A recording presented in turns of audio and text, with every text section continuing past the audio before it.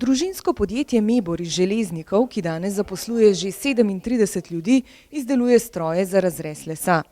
V segmentu tračnih žag so tehnološki vodje, v razvoj pa vložijo povprečno petino prihodkov. V delovanje podjetja je vpeta že druga generacija, saj v njem delajo vsi trije sinovi očeta in ustanovitelja Borisa Meseca. V ekipi podjetja pa je skupaj 8 družinskih članov. Ker prodajajo po vsem svetu, poleg angleščine govorijo rusko, hrvaško, špansko, francosko in nemško. Veliko truda je bilo vloženega od celotne ekipe. Na prvem mestu je seveda direktor Boris, oče, pa tudi mama, ki sta začela to zgodbo in ustvarila.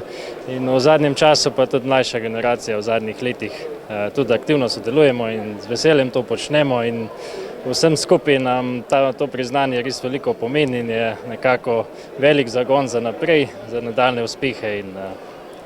Delujete po celem svetu, povsod ste že prisotni. Kaj je sploh vama še cilj za naprej?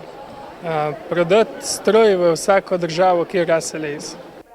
95% vseh izdelkov namreč prodajo v tujino. Najpomembnejša vrednota v podjetju je delavnost. Zaposlene za uspeh nagrajujejo z mesečnimi spodbudami in 13. plačo. Kljub skrbi za dobre medsebojne odnose pa so prepiri včasih neizbežni. V bistvu na družinskem nivoju je to nekako zanimivo. Verjetno se kdaj tudi sprete, ne? Sploh, ker ste trije bratje. Tudi, ja, tudi. In kako to izgleda?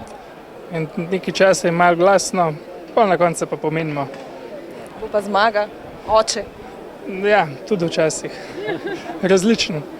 Dokler tudi po kakšnem prepiru na obrazu ostanejo takšni nasmeški, se za prihodnost podjetja ni bati.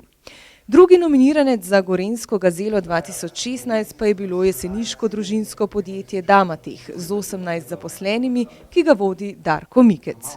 Največja pohvala so dejansko izjave naših kupcev, ki pravijo, da to, kar smo mi naredili v 4 letih, recimo nekateri v Avstriji niso bili uspeli narediti v parah, 10 letih. Tako da priznanje kupcev je tisto, kar te vleče naprej in ti dajo spodbudo.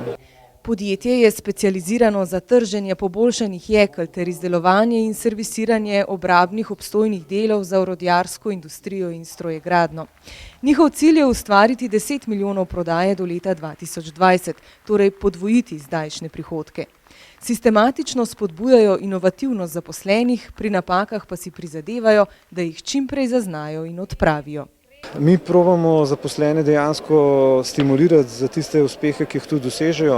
Tako imamo nagrajevanje po ciljih na letnem nivoju in doslej smo še zmeraj izplačali, jaz ne rečem božičnico, ampak tisto nagrado za uspešno delo v poslovnem letu in to je običajno recimo 3/4 plače ali pa 1 plača.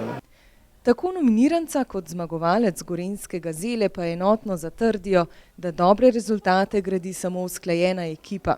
Garancija za razvoj pa je vedno timsko delo.